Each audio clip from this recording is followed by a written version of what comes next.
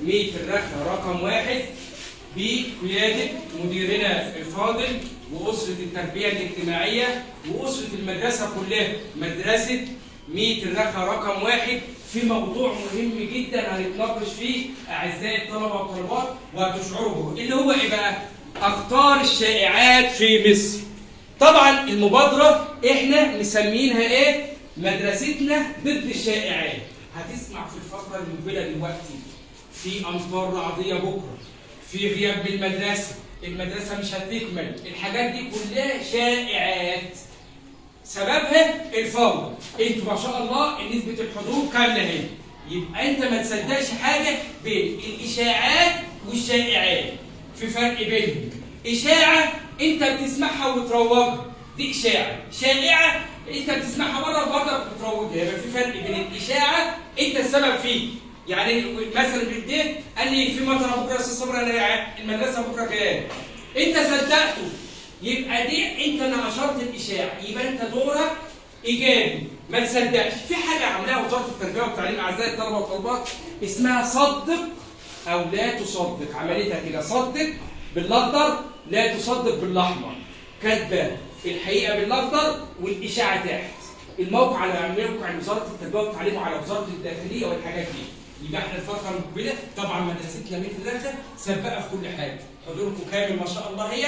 يبقى احنا ضد اشاعه غياب المدارس، خلاص هتسمع فيه الفتره الجايه ان في غياب في المدارس، في فوضى، في مش عارف ايه، الامتحانات هتتلغي، التقييمات هتتلغي، كل ده غلط، شائعات. طيب انت كدورك كطالب ايه؟ لا تصدق اي شيء الا مدير الفصل بيعمل تنبيهات على صفحه المدرسه، حضور وعدم خلاص. اي حاجه غير كده يبقى انت ما تصدقهاش، هتقع في مشكله. يبقى اول حاجه يا ولاد وانتوا عاملين اليافتات اهي، ندوه عن الشائعات في مصر تحت اشراف اسره التربيه الاجتماعيه الاستاذه نصره، برضك هتعمل تنبيهاتكم، ومديرنا الفاضل الاستاذ طلعت شلبي وانا القائها. طيب كل الفصل كده معايا يقول نعم ضد الاشاعات، قولوا يلا معانا نعم ضد الاشاعات. تمام. يبقى كده فصلنا معا ضد ايه؟ الاشاعات. مين اللي يقول لي اشاعه؟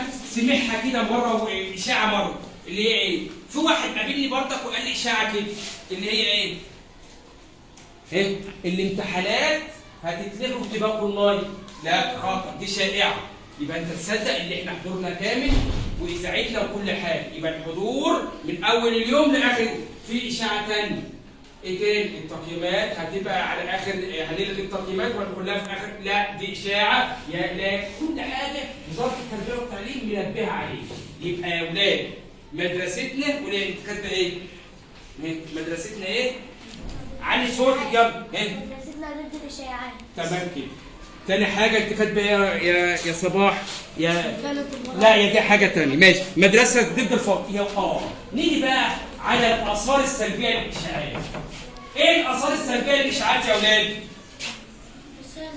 نشر الفوضى والبلبله في المجتمع. انا جبت غير غياب، لا يا ما فيش غياب في حدود بتاعتي، نشر البلبله والفوضى ايه؟ في المجتمع. يبقى يا اولاد الشائعات خطوره كبيره، منها نقل الفوضى والبلبله في المجتمع، نشر الذعر. تمام؟ نيجي بقى على خلاصه ندوتنا بقى عشان نخلصها. يبقى يا اولاد مدرستنا ضد الاشاعات والشائعات.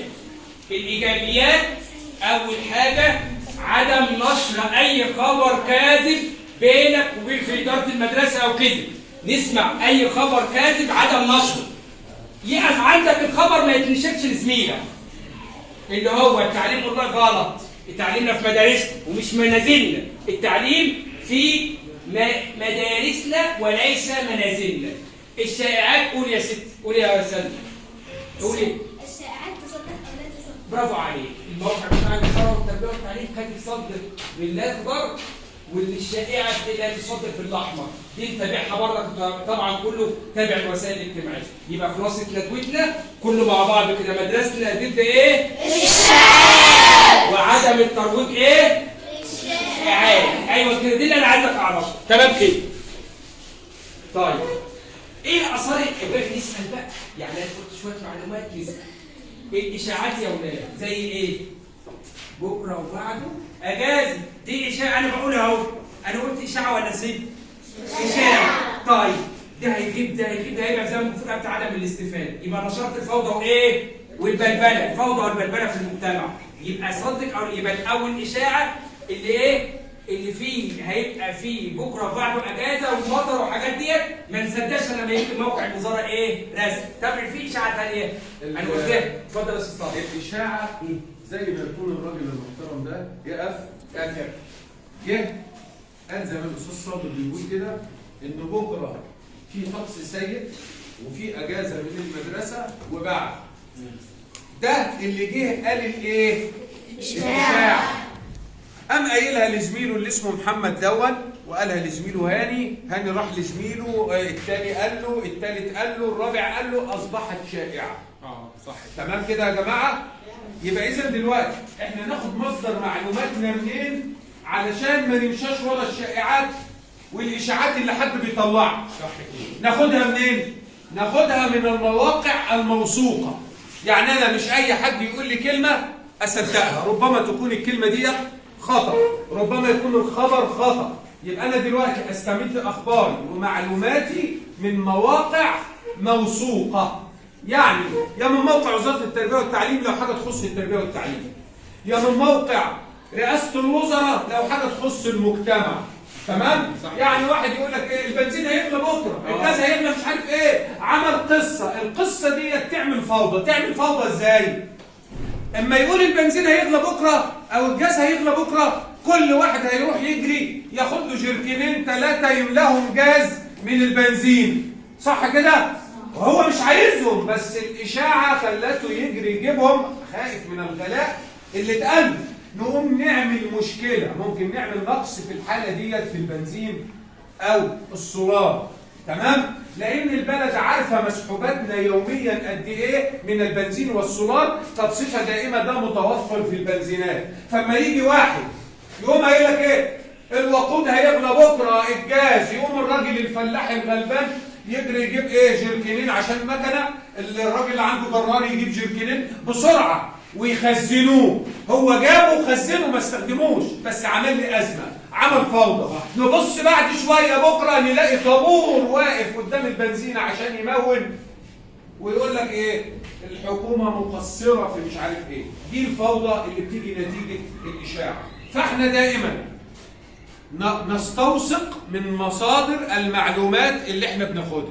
تمام يا جماعه؟ اي حاجه تخص المعيشه، تخص اي شيء ناخدها من اصلها. حاجه تخص رئاسه الوزراء ناخدها من موقع رئاسه الوزراء. تمام؟ حاجه تخص التربيه والتعليم من التربيه والتعليم.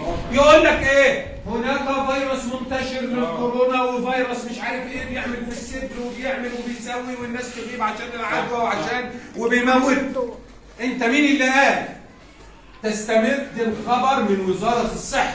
وزارة الصحة لما يكون حاجة زي دي موجودة هي اللي هتنوه على المواطنين وتقول ايه الإجراءات اللي ناخدها علشان نحترز من هذا المرض أو الفيروس المنتشر. لكن ما يجيش طلعت أو أي بنت أو أي ولد يقوم قاعد جنبه يقول له ده في فيروس، يقوم الولد ده قاعد جنبي ده يقول له ده في فيروس، يقوم الولد ده قاعد جنبي ده في فيروس. ها؟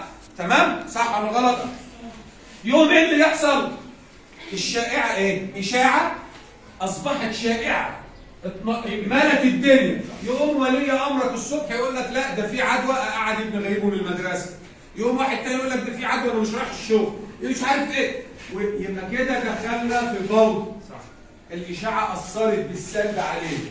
فإحنا أهم حاجة نشوف المصادر بتاع المعلومات، مش أي موقع أو أي مصدر نصدق اللي هو بيقوله. تمام يا جماعة؟ اتفضل يا أستاذ صالح. ماشي.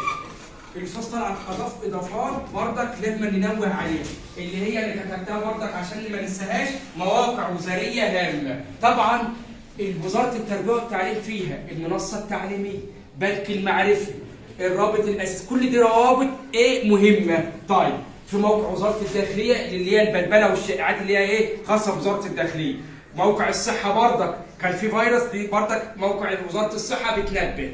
يبقى كده يا أولاد خلاصة ندوتنا بعد ما الأستاذ طلعت أضاف عليها سفن جميل اللي إحنا كله مع بعضه كده، معا ضد الشائعات، كلها مع بعض بقى. معا ضد الشائعات. شكرا.